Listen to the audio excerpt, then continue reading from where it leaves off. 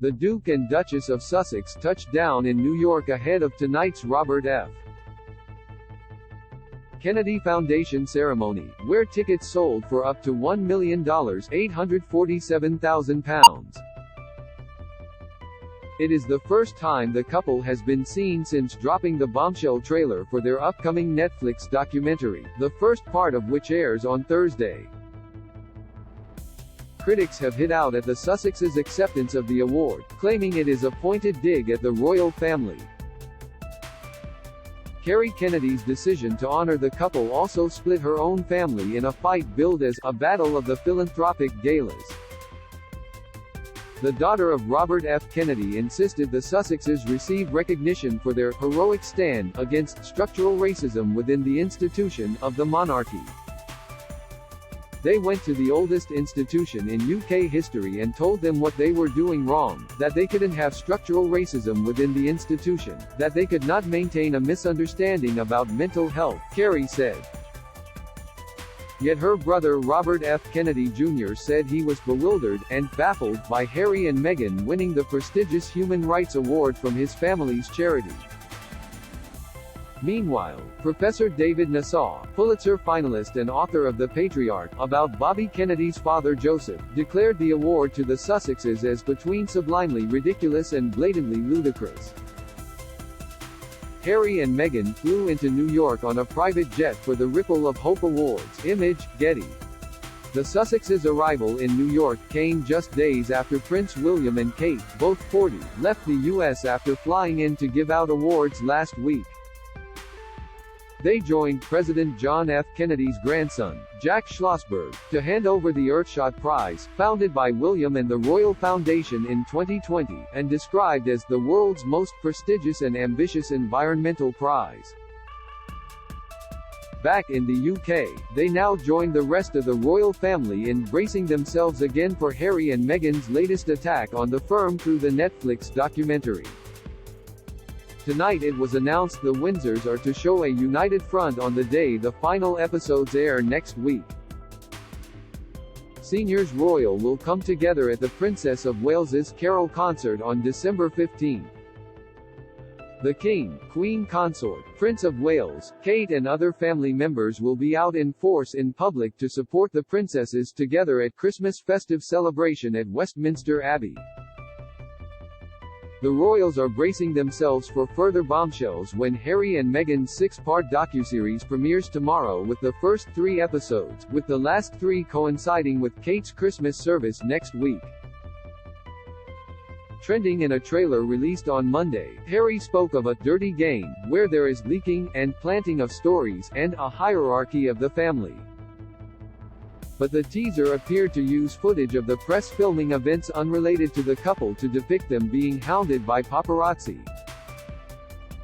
Kate's Carol concert, supported by the Royal Foundation, is dedicated to the late Queen, who died 3 months ago, but comes at a time of continued turmoil for the Windsors.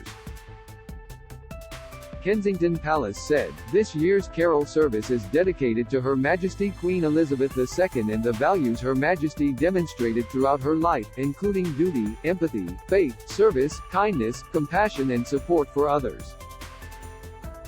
These principles are shared and personified by the inspirational guests who have been invited to the Abbey in recognition of their tireless work to help and care for those around them.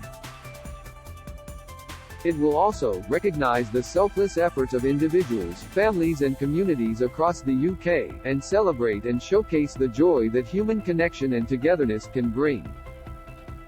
Those performing include Craig David, Alexis French and Samantha Barks, as well as Alfie Boe and former Spice Girl Melanie C., who will sing a duet. Craig David will be performing at Kate's Christmas Carol concert. Image, Getty. Poignant readings will be delivered by speakers including heir to the throne William, Dame Kristen Scott Thomas, Hugh Bonneville and Kadina Cox, the palace said. The service will be broadcast on ITV1 on Christmas Eve as part of a Royal Carols, Together at Christmas program, narrated by Catherine Zeta-Jones and featuring an introduction by Kate and tributes to Queen Elizabeth II. It is not known how Harry and Meghan plan to spend Christmas. Ever since moving to North America in late 2019 and stepping down as senior royals, Harry, 38, and Meghan, 41, have frequently spoken about the dangers of climate change. Harry has previously characterized climate change as one of the most pressing issues facing humanity. He also told Oprah Winfrey during last year's Bombshell interview he wanted to face the issue head-on and later committed to offsetting his carbon emissions for all flights he took, The Times reported. We need to do better about stopping or allowing the things that are causing so much harm to so many of us at the source rather than being distracted by the symptom, Harry told Winfrey. Yet he and Meghan have been repeatedly slammed for their constant use of private jets. Before yesterday's flight, they were blasted by critics for returning from the Queen's 4-day Platinum Jubilee celebration in a pollution-spewing private jet fit. The Duke and Duchess of Sussex, who the June celebrations before their finale, flew back to California on a Bombardier Global 6000, an ultra-long-range jet that can soar 6,000 miles without refueling. The aircraft also features a private stateroom, and can carry up to 13 passengers.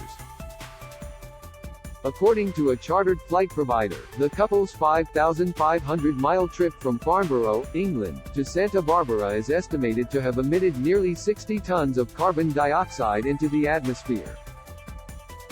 Under the terms of the Paris Agreement, which seeks to keep global warming well below 2 degrees Celsius, a person's annual carbon budget should be limited to 2.1 ton per year. Prince Harry and Markle surpassed that mark by nearly 15 times in that single flight.